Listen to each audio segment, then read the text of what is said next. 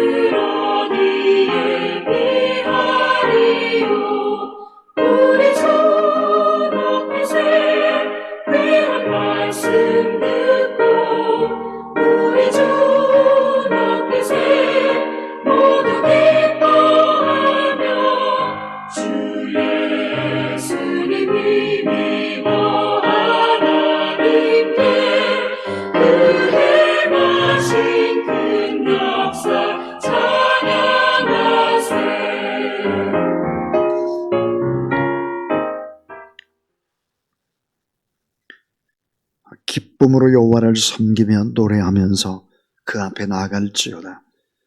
여호와가 우리 하나님이신 줄로 일어날지어다. 그는 우리를 지으신 이시요 우리는 그의 것이니 그의 백성이요 그의 기르시는 양이로다. 찬송과 영광과 경배를 거룩하신 창조주 하나님께 올려드립니다. 만세전부터 택하신 성도들을 구원해 주시려고 때가 이름의 독생자 예수 그리스도를 아끼지 않으시고 이 땅에 보내신 그 크신 은혜에 감사를 드립니다. 하늘아버지의 뜻에 순종하여 높고 높은 보좌를 버리시고 낮고 천한 이 땅에 성육신하여 오신 예수님의 사랑에 무한 감사를 드립니다.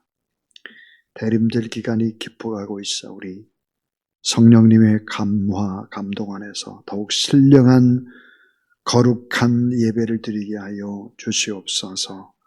오늘도 하나님의 말씀을 가지고 단에 선 주의 종에게 성령의 능력과 권능과 기름 부음을 허락하셔서 혼탁한 이 세상 가운데 비틀어 오신 예수 그리스도 왕의 모습이 아닌 어린아이의 모습으로 그리고 종의 모습으로 죄인의 모습으로 우리의 모든 죄를 대속하신 그 예수 그리스도를 말씀 속에서 만나고 경배하는 저희들 되게 하여 주시옵소서.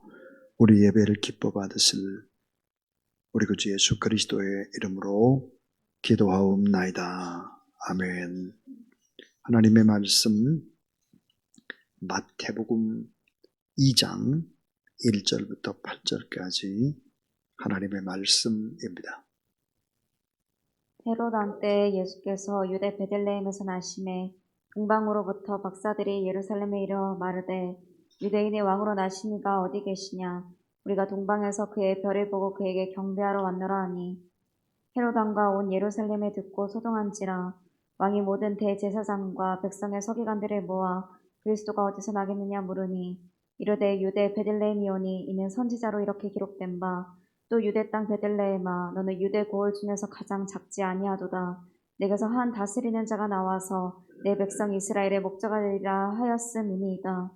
이에 헤롯이 가만히 박사들을 불러 별이 나타난 때를 자세히 묻고 베들레헴으로 보내며 이르되 가서 아기에 대하여 자세히 알아보고 찾거든 내게 구하여 나도 가서 그에게 경배하게 하라. 아멘. 유정희 목사님 나오셔서 예루살렘의 소동 그런 제목으로 하나님의 말씀을 증거하실 때 큰 은혜 받으시기 바랍니다.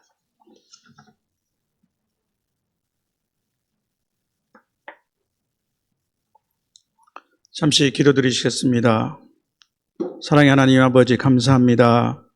이제 저희들이 하나님 말씀을 듣기를 원합니다. 이 거룩한 단상에 참으로 부족한 자가 섰사오니 성령의 두루마리기로 입히시고 말씀을 전하는 자나 듣는 모든 사람들에게 은혜의 감동의 말씀이 되게 역사하여 주시옵소서. 말씀 대신 우리 주 예수 그리스도의 이름으로 기도드렸습니다. 아멘. 오늘은 주님의 탄생을 기다리는 대림절 제3주의 한가운데에 있는 날입니다. 지난 월요일 저녁 제가 다녔던 신대원에서는 성탄절 축하 공연이 있었습니다. 근데 그 제목이 참 기발합니다. 미리 크리스마스 뮤직 페스티벌. 오늘 제 설교도 일종의 미리 크리스마스 설교가 되겠습니다. 성경에는 성탄의 소식이 처음 알려지는 사건으로 사뭇 대조적인 두 장면이 기록되어 있습니다. 성탄절 어린이 선곡을 통해서 우리가 많이 보아왔기 때문에 매우 익숙한 장면으로 떠오르시죠. 누가복음에서는 고요한 한밤중에 베들레헴 부근 들판에서 양떼를 지키는 목자들에게 천사가 나타났습니다. 가장 비천하고 소외된 자들, 그러나 마음이 순박한 자들에게 가장 먼저 구주 탄생의 기쁜 소식이 하늘로부터 전해진 것이죠. 오늘 마태복음 2장에 나오는 본문의 말씀은 예루살렘에서 일어난 사건입니다. 동방으로부터 박사들이 별을 보고 찾아왔습니다. 예루살렘 거리는 갑자기 이 독특한 사람들의 출현으로 시끌벅적하고 요란한 장면이 펼쳐지게 되었습니다. 왕궁에까지 알려지게 된 것을 보면 굉장한 소란이었습니다. 본문을 보시면 2절에 이들은 놀라서 모여든 사람들에게 말했습니다. 유대인의 왕으로 나신 이가 어디 계시냐? 우리가 동방에서 그의 별을 보고 왔노라. 3절입니다. 헤롯 왕과 온 예루살렘이 듣고 소동한지라. 헤롯 왕과 온 예루살렘이 듣고 소동했습니다. 저는 이 구절에서 따온 예루살렘의 소동이라는 제목으로 본문의 말씀을 통해 주시는 하나님의 말씀을 함께 나누고자 합니다. 동방 박사들은 한마디로 평지 풍파를 일으켰습니다. 평온하던 도시가 갑자기 떠들썩하고 동요되었습니다. 이들이 별을 보고 유대인으로 왕으로 나신 이에게 경배드리기 위하여 유대 땅을 찾아온 것은 좋은 일이죠. 하지만 왜 곧장 베들레헴 아기 예수님이 태어나신 곳으로 가지 못하고 예루살렘에 오게 된 것일까요? 유대인으로 왕으로 나신 이가 어디 계시냐고 공개적으로 묻는 바람에 이 동박방설 때문에 온 예루살렘이 소동하게 된 것은 결코 바람직하지 못합니다. 강보에 쌓인 아이가 당장 왕권을 행사할 수 있는 것도 아닌데 무엇보다도 아기 예수의 안위가 걱정될 수밖에 없지 않겠습니까? 하나님이 장차 메시아가 될 분을 어린 아기로 보내셨다면 메시아를 간절히 기다리던 사람들이 조용하고 경건하게 그를 맞으면 될 일이 아닌가요? 이런 면에서는 누가복음의 기록이 보여주는 사건이 훨씬 더 적절하다고 할 수 있겠습니다. 한밤중에 들판에서 양떼를 지키고 있던 목자들에게 한 천사가 나타났습니다. 온 백성에게 미칠 큰 기쁨의 좋은 소식, 곧 구주 그리스도가 태어났음을 알리고 홀련히 하늘에서는 수많은 천군 천사들이 하나님을 찬송하였습니다. 목자들은 천사의 지시대로 즉시 베들레헴 마을로 내려가 강보에 쌓여 구유에 누워 있는 예수님을 찾아뵙고 경배했죠. 그리고 마리아와 요셉에게 자기들에게 이런 일을 소상히 알려주었습니다. 이들이야말로 예수님이 복이 있으리라고 산상순에서 언급하셨던 바로 그들 같은 사람들이 아니겠습니까? 심령이 가난한 자, 애통하는 자, 의에 줄이고 목마른 자, 긍휼히 여기는 자, 마음이 청결한 자, 화평케 하는 자. 그런데 오늘 본문의 인물 중 가장 문제가 되는 사람은 헤롯, 즉 헤롯 대왕입니다. 복음서에서는 헤롯이라는 이름으로 또 다른 한 사람이 나오는데 그는 헤롯 대왕의 아들 중 하나로 이 헤롯 대왕의 사후에 갈릴리 지역의 분봉왕으로 세워진 헤롯 안티파스입니다. 그는 나중에 세례 요한을 죽였고 또 누가복음에서는 빌라도 총독이 예수님을 그에게 보내어 신문받게 하는 장면도 나옵니다. 오늘 본문에 나오는 헤롯은 과거 에돔이라고 불리던 이두메 지역 출신으로 정통 유대인이 아닙니다. 로마 황제에 의해서 이스라엘을 대리 통치하는 왕으로 임명되었습니다. 본래 의심이 많고 자기의 정권 유지를 위해서는 아들들도 죽일 수 있는 포악하고 교활한 사람이었습니다. 그러나 유대인의 환심을 사기 위해서 성전을 재건축하기도 했습니다. 예수님이 내가 이 성전을 헐고 사흘 만에 다시 짓겠다고 하신 바로 그 웅장한 성전이었죠. 8절에 보면 그는 교활하게도 동방 박사들을 따로 불러서 베들레헴에 가야 할 것을 알려주고 아기를 찾게 되면 자신에게도 알려달라고 부탁했습니다. 그러면 자기도 가서 그에게 경배할 것이라고 너스레를 떨었죠. 아무튼 헤롯이 아기 예수를 죽이기로 한다면 메시아를 보내신 하나님의 일은 모두 허사가 되지 않겠습니까? 물론 하나님은 긴급 조치를 취하셨습니다. 꿈을 통해서 하나님은 각기 박사들과 요셉에게 대처 방안을 알려주셨습니다. 동방 박사들은 헤롯이 원하는 대로 다시 예루살렘으로 돌아가지 않고 다른 길로 고국에 돌아갔습니다. 요셉도 아기와 마리아를 데리고 즉각 애굽으로 피신했습니다. 헤롯은 나중에 박사들이 자기를 속인 줄 알고 아주 심히 노해서 베들레헴과 그 주변에 그때를 기준으로 2살 아래 사내 아이를 다 죽일 것을 명령했습니다. 그런데 하나님은 왜 미리 조치를 취하지 않으셨을까요? 동방 박사들이 예루살렘이 아니라 베들레헴으로 가게 하셨다면 이러한 소란이 없었을 것 아닙니까? 특히 무고한 사내 아이들의 죽음은 없었을 것입니다. 하지만 마태는 어린아이들의 비극적 죽음과 자식 잃은 부모들의 애곡이 선지자 예레미야를 통한 예언의 실현이라고 설명하고 있습니다. 또 나중에 구약 성경에 밝았던 사람들은 장차 출애굽의 구원자로 모세가 태어났을 때도 바로의 명령에 의하여 무고한 히브리 사내 아기들이 목숨을 잃었다는 것을 또한 연상했을지도 모르겠습니다. 하나님의 구원은 이처럼 때로는 무고한 피해 희생을 요구하는 것 같습니다. 하나님의 구원 역사에는 그만큼 사단의 저항 또한 완강하다는 방증이겠죠. 성도 여러분, 하나님은 이러한 예루살렘의 소동이 어떤 결과를 가져올지 다 알고 계십니다. 교활한 헤롯이 어떻게 반응할지, 그로 인해 갓 태어난 아기 예수의 성가족들이 어떤 고초를 당할지도 다 아십니다. 그러나 하나님은 예루살렘에 소동을 일으키기를 원하셨습니다. 정치적 음모와 종교적 위선과 편견이 가득 찬 그곳에 강력한 진동이 일어나게 하셨던 것입니다. 이 소동을 통해서 메시아를 간절히 기다렸던 백성들에게 그가 오셨음을 알리셨습니다. 유대인의 진정한 왕이 나셨음을 선포하셨습니다. 소동 속에서 기쁜 소식이 하나님의 백성들의 입으로 전해졌습니다. 메시아가 오셨다. 진정한 우리들의 왕이 태어나셨다.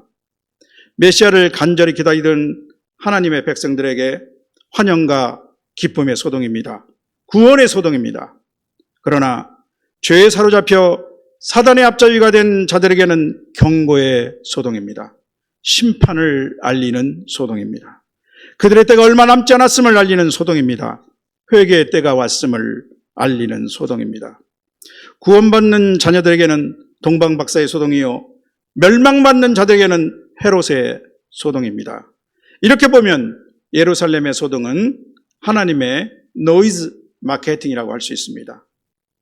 아기 예수의 탄생은 이제 만천하에 알려져야 하는 가장 중요한 소식이기 때문입니다. 자기 백성을 구원하시기 위해서 일하시고 때가 찰 때까지 오랫동안 참아오신 하나님의 마음이 분출되는 소동입니다. 하나님은 이 구원의 복된 소식을 하루라도 속히 그리고 널리 전하시기를 원하십니다. 그것은 예루살렘으로부터 전파되어야 합니다. 구원은 예루살렘으로부터 오기 때문입니다. 예루살렘에는 하나님의 성전이 있습니다. 장차 자신의 아들 예수 그리스도는 이 성문 밖에서 십자가 죽음을 맞이하게 되어 있습니다. 온 인류의 구원을 위한 희생 제물이 될 것이기 때문입니다. 성도 여러분, 구원은 소동입니다. 하나님은 인간의 구원을 위해서 소동을 일으키십니다. 그리스도가 우리 마음에 임하실 때 소동이 일어납니다. 하나님은 이 소동을 통하여 잠자고 있던 자녀의 영을 깨우십니다. 예루살렘은 메시아 탄생의 소식에 소동하였습니다. 하나님의 구원을 기다려온 사람들에게 그것은 은혜의 소동이었습니다. 그러나 구원을 거부하고 무시하는 자들에게는 그것은 멸망의 소동이며 당혹과 비명의 소동이 될 것입니다. 예수님의 탄생은 생명을 얻는 이에게는 구원의 소동이요, 사망의 사람에게는 심판의 소동입니다. 예수님의 탄생은 소동입니다. 예수님의 오심은 소동인 것입니다. 예수님은 말씀하셨습니다. 내가 세상에 화평을 주러 온 줄로 생각하지 말라. 화평이 아니요 검을 주러 왔노라. 한 가정 안에도 예수님의 오심으로 불화를 만들 것이라고 말씀하셨습니다. 구원은 영적 선택의 문제이기 때문입니다. 구원과 멸망은 서로 대립합니다. 하나님은 구원의 소동을 일으키시기를 원하십니다. 자기 아들을 아끼지 아니하시고 우리 모두에게 내어주셨습니다. 그러나 사람들의 반응은 각기 다릅니다. 헤롯은 자신의 기득권을 유지하기 위해서 그리스도를 죽이려 했습니다. 그러나 경건한 유대인들은 그리스도의 탄생을 환호했습니다. 구원의 소동과 죽음의 소동이 있는 것입니다. 성도 여러분, 오늘 예수님의 탄생을 기다리며 나아가 재림을 준비하는 대림절을 맞고 있는 우리 교회와 성도들에게 아기 예수의 탄생은 무엇입니까? 대림절과 성탄은 하루하루가 지남에 따라 매년 주기적으로 맞고 또 보내는 또 하나의 절기에 그쳐서는 안 될 것입니다. 아기 예수는 창세 이래 이 지구상에 태어나서 성인이 되고 죽음을 맞았던 수많은 아이들 중 한 사람이 아닙니다. 예수 그리스도, 그는 살면서 자신을 연마하고 진리를 깨닫고 지식과 인격 면에서 일반 대중을 초월한 어떤 최고의 경지를 넘어선 그러한 초인이 아닙니다. 그를 흠모하고 추종하는 사람들이 미화하고 신격화한 반진실, 반가공의 인물은 더더욱 아닙니다. 바울 사도는 다메섹 도상에서 부활하신 예수 그리스도를 처음 만나고 난 후에 변화를 받았습니다. 비로소 거듭나게 되었던 것이죠. 그는 이 땅에 오신 예수 그리스도가 어떤 분이신지에 대한 깊은 깨달음을 얻었습니다. 나중에 그는 인생의 말년을 보내게 된 로마 감옥에서 베드로 빌립보 교회에 보내는 편지를 썼습니다. 거기서 그는 그리스도 예수에 관해 이렇게 고백하고 있습니다.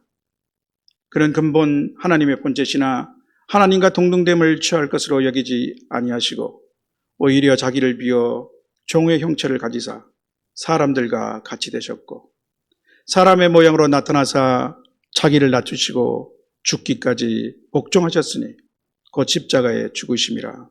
빌립보서 2장 6절에서 8절 여러분들이 잘 알고 암송하는 구절일 것입니다. 바울 사도의 해박한 구약 성경 지식에 성령의 계시가 더해지고 평생 전도자의 삶을 살아가면서 성령 안에서 주님과 동행하며 그가 깨닫게 된 통찰이며 또한 신앙 고백이라고 할 수 있을 것입니다. 아기 예수, 그는 저와 여러분 그리고 온 인류를 위해서 태어나셨습니다. 바로 하나님과 원수되게 하셨던 우리의 죄를 대속하기 위해 인간의 모습으로 오신 하나님의 아들이셨습니다. 유대인의 왕, 아니 진정한 만왕의 왕으로 경배받아야 하실 분이었습니다. 그러나 그는 누추하고 초라한 곳 베들레헴의 한 여관에 딸린 마구간에서 태어나 구유에 누이셨습니다. 섬김을 받으려 함이 아니라 도리어 섬기려 하고 자기 목숨을 많은 사람의 대속물로 주려고 오셨기 때문입니다. 어떤 훌륭한 인간도 그의 출생이 사전에 예고된 사람이 없습니다. 그러나 하나님은 예수님이 오시기 전에 쓰여진 구약 성경 곳곳에 예수 그리스도의 탄생을 예고해 놓으셨습니다. 오늘 본문 말씀에서도 헤롯이 메시아가 태어난다면 어디냐라고 물었을 때 서기관들이 바로 대답하지 않았습니까? 베들레헴일 것입니다. 바로 미가 선지자가 예수님이 오시기 700년 전에 그렇게 예언했기 때문입니다. 경건한 하나님의 사람들은 아무런 시대에서도 하나님의 기름 부으신 자 메시아를 간절히 기다렸습니다. 성도 여러분, 하나님은 예루살렘에 예수 탄생의 소동을 원하셨습니다. 조용하던 예루살렘의 거리가 메시아 탄생의 소식으로 소동하였습니다. 어떤 사람들에게는 기쁨과 희망의 소식으로, 어떤 사람에게는 죽음의 소식으로 소동하였습니다. 구원은 생사의 문제입니다. 절박한 생사의 문제가 아니라면 구원은 소동할 필요가 없습니다. 각자가 자기가 이제껏 살아온 그대로 살아가면 됩니다. 그런데 무관심은 소동하지 않습니다. 메시아 탄생의 소식에 예루살렘은 소동했으나 오늘 우리 현대인의 문제는 반응하지 않는다는 것입니다. 구원의 소식에도 소동하지 않습니다. 죽음과 멸망의 경고에도 무관심합니다. 무덤덤합니다. 어쩌면 인간은 죽음 앞에서 아무런 대책이 없는 것을 알기 때문에 그런지도 모릅니다. 정말 안타깝고 어리석기 짝이 없는 포기가 아닙니까? 주님은 마지막 심판의 날에도 노아의 때와 같을 것이라고 하시면서 이렇게 경고하셨습니다.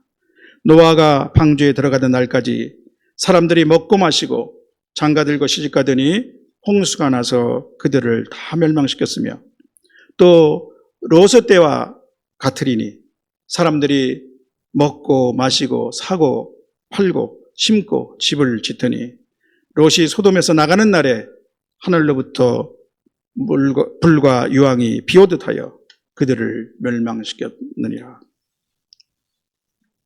성탄절을 얼마 남겨두지 않은 지금 우리 주변은 과거 이맘때 들떴던 축제 분위기가 전혀 느껴지지 않는 것 같습니다.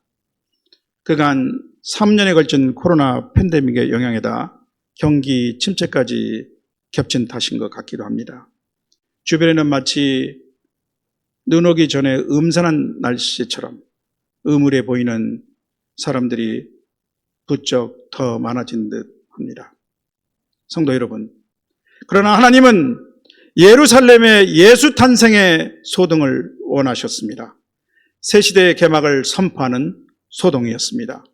마침내 하나님의 구원이 이 땅에 임하고 그들이 갈망했던 메시아가 오셨다는 소동이었습니다. 이 소동을 동방 박사들을 통해서 일으키셨습니다. 메시아 탄생이 유대인만을 위한 사건이 아니고 유대를 넘어 온 인류를 위한 것임을 보여주시기 위한 것이겠죠. 예수 탄생이 교회만의 기쁨이 아니라 또한 교회 밖에 많은 사람들을 위한 소동이 되어야 합니다. 또한 오늘 하나님이 우리에게 진정으로 바라시는 소동은 2000년 전 동방 박사들이 예루살렘에서 일으켰던 거리의 시끌벅적한 소동이 아닙니다. 소동은 우리의 마음 안에서 일어나야 합니다. 그동안 무뎌진 우리의 마음이 다시 소동해야 합니다. 예수 탄생의 진정한 기쁨으로 소동해야 할 것입니다. 생명의 소동, 구원의 소동입니다. 진정한 기쁨과 행복의 소동이 일어나야 합니다. 성령이 주시는 감동의 소동입니다. 먼저 우리의 마음이 소동할 때 우리의 입술은 예수 탄생의 기쁜 소식을 알릴 수 있습니다. 고단한 인생살이와 세파에 시달리고 있는 그들에게도 예수 탄생의 기쁜 소식이 알려져야 합니다. 이 땅의 삶이 전부인 양 아득바득 움켜쥐고 살아왔지만 바람을 잡는 것처럼 허무한 인생, 죽기를 무서함으로 한평생 매여 종노릇하는 모든 자들에게 구원의 복된 소식을 알려야 합니다. 그들의 마음 안에도 참 기쁨의 소망이 소동해야 합니다. 이번 성탄절을 기다리시는 저와 여러분, 그리고 우리 주변의 모든 사람들의 마음이 성령이 주시는 감동으로 소동하여 아기 예수의 탄생을 기쁨으로 외칠 수 있기를 주님의 이름으로 축원합니다. 아멘. 기도하시겠습니다. 하나님 아버지 감사합니다. 무뎌진 우리의 마음이 예수 탄생의 기쁨으로 소동케 하옵소서. 그리하여 저희들이 입술을 열어 예수 탄생을 알리고 이 기쁜 소식을 전하는 전파자가 되게 하옵소서. 감사하며 예수님 이름으로 기도드립니다. 아멘.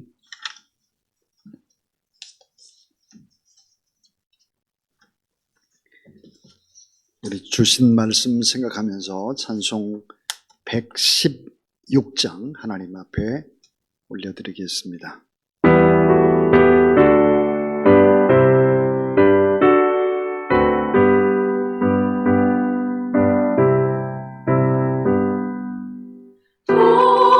동방에서 박사들 귀한 예물 가지고 산을 넘고 물을 건너 별 따라왔던